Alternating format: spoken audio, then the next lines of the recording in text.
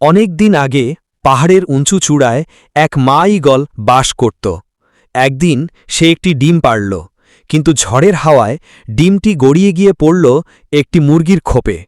মুরগিরা ডিমটিকে নিজেদের ভেবে তা থেকে একটি ছানা ফোটাল। ছানাটি ছিল ঈগল, কিন্তু সে বড় হতে লাগল মুরগিদের মতো। মাটিতে ঠোকর দিত, দৌড়াত, কিন্তু উঁচুতে উড়ার সাহস করত না। একদিন সে আকাশে বিশাল এক ঈগলকে উঠতে দেখল। চোখ বড় বড় করে মুরগিদের জিজ্ঞাসা করল, ওই পাখিটা কে? মুরগিরা বলল, ওটা ঈগল, আকাশের রাজা। আমরা কখনোই তার মতো উঠতে পারি না।